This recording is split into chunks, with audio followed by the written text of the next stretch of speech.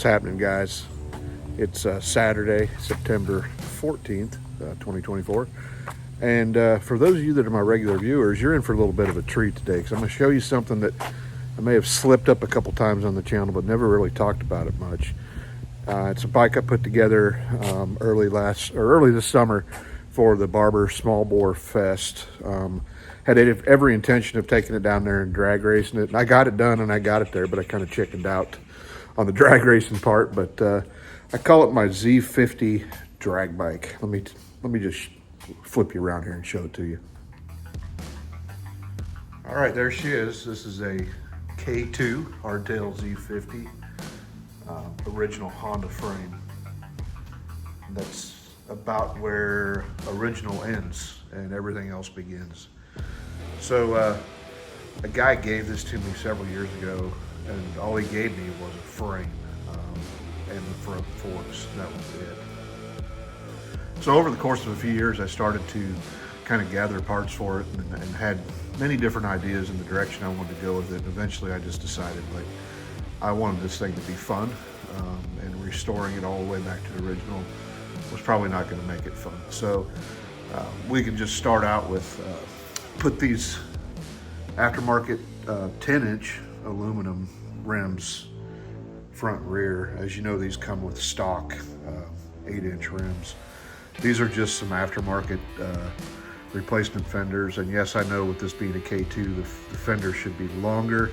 This is not a K2 fender, but I honestly, I do not like the look of the K2 fender, nor did I want to pay the money for one. Aftermarket reproduction, complete seat assembly, aftermarket reproduction gas tank that in lieu of painting, because I didn't paint anything on this bike, I thought a bare metal with a clear coat treatment would be cool. And then to simulate that it was painted, I added these pinstripes, blue on the top, white on the bottom, which is how it would have been originally. This is an early headlight bucket, original. Obviously, you can see the remnants of the original paint still on there, but I thought that had a pretty cool look to it as well.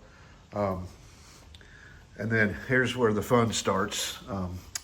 She's got a GPX Moto 140cc Chinese clone engine. She is electric start, but we'll get to that later. It's a 4-speed semi-auto, which means there is no clutch in this unit. So if you're familiar with how these were originally, it's the same shifting scenario. On there, we've got a Nibby 26 millimeter carburetor punched out the side, because that's the only way it would fit. Running actually with a stock throttle cable and stock twist throttle assembly. And you'll see here later it works. All of the brakes are functional on the bike. So getting back to the electric start, and then you probably noticed there's no key switch on this. This is in keeping with my theme that I originally had for this bike, which was that it was going to be a drag racing bike, and we don't need no stinking electric starter or key for that. So the wiring on this is very minimal. It's just basically down to what's needed for ignition for the coil and the CDI box, and a kill switch, and that's it. She does have a kill switch that I put up here on the handlebars, and that's the only switch gear on it. It's very simple, very little to go wrong. If you were, let me say, if you had the nerve to race it, which I originally intended to do and then I never did. Let me slip you around to the other side here. So here we are again on the other side, and you can see we've got an aftermarket freer flowing exhaust system on it. That's a TB Parts unit. Most of you are probably familiar with that company. And again, the reproduction tank with the stock mini trail emblems on it. And then getting back to the brakes and the cables and whatnot. So as you can see, everything is still functioning with the front brake.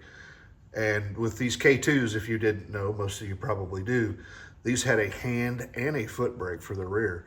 And I was able to actually maintain the foot brake and you can see the cable going up for the handbrake here. Maintain full functionality of that. There's a piece right here that allows all that to work, which they're rather hard to come by. Used, there's no new old stock available, but I did find a company that's reproducing them to nearly exact specifications of the originals out of Canada.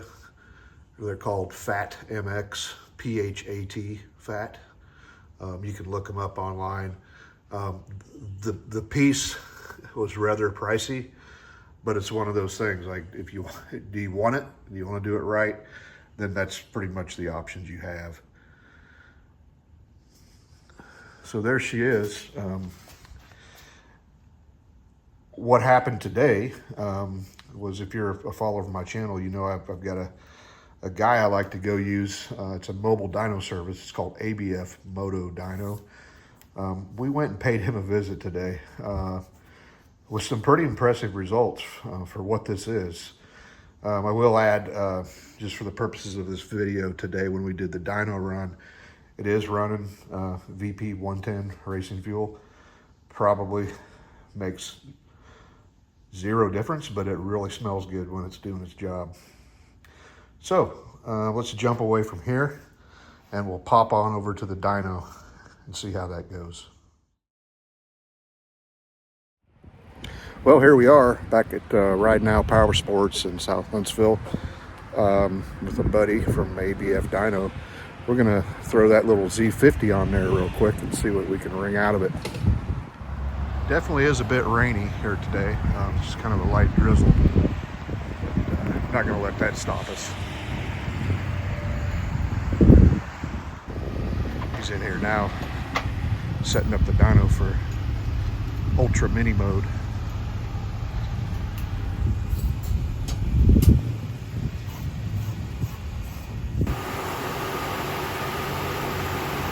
All right, he's getting her strapped down. Like I said, he's got the dyno in Uber Mini configuration right now.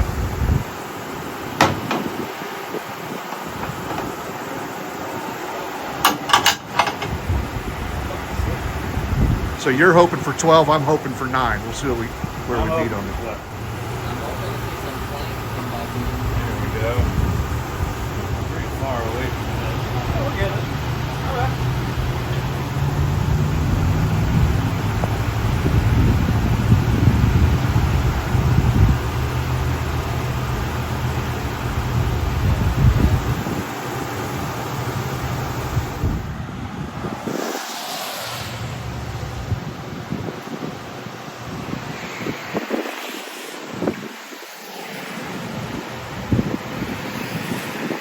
Got to get that tire dried off. Every little bit counts, right?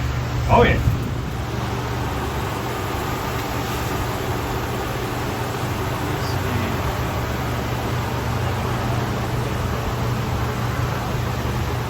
Is there any key or anything? Or No, but you got that blue thing there's a kill switch. Gotcha.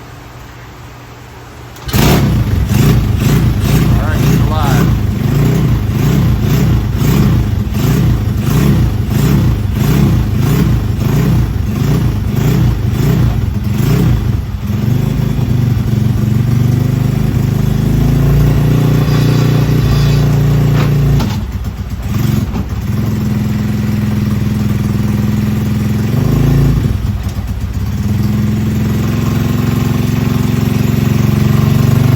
Goes.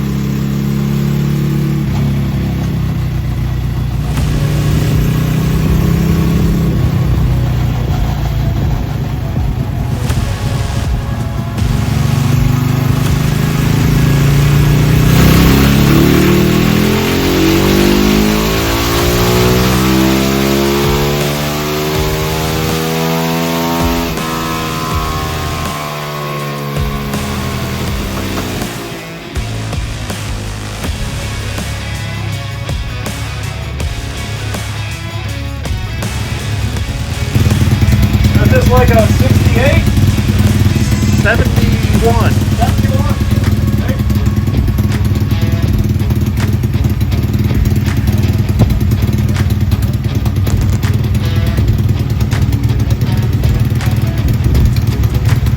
Alright. Okay, we're at a 9.9. All right, I think we can press 10. let's Let's do it again. All right.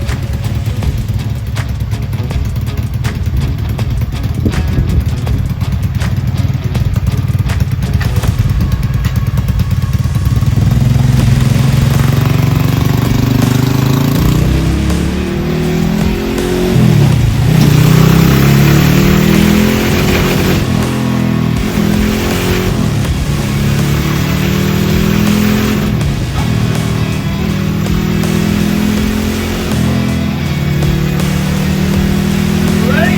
Good.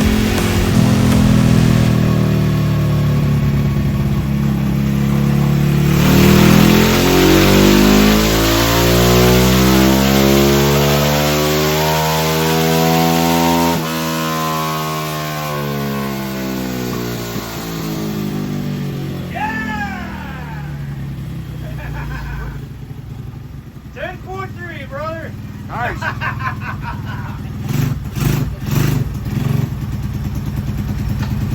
Oh, that smells good.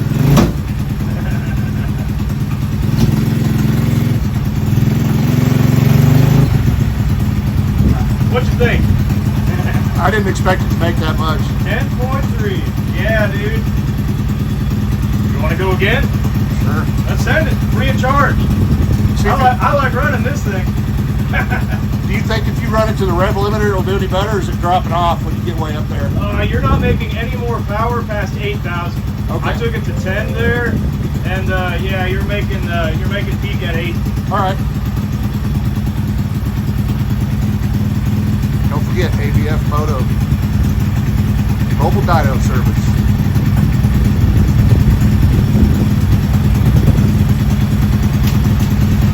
This will be our third run here.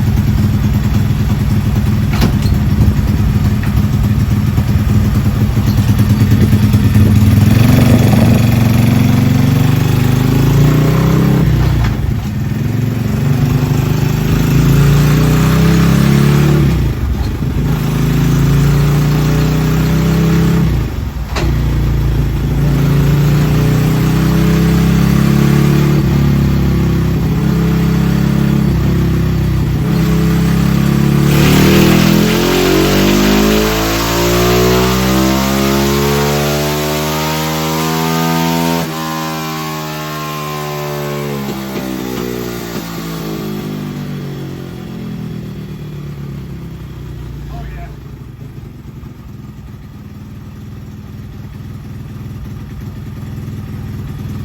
Yeah, she's happy. And I got 10.32 on that one. That's pretty solid. Yep. All right, cool. Yes, sir. All right. I love this bike. Getting ready to yank her off there. 10.3 horsepower. Not too bad.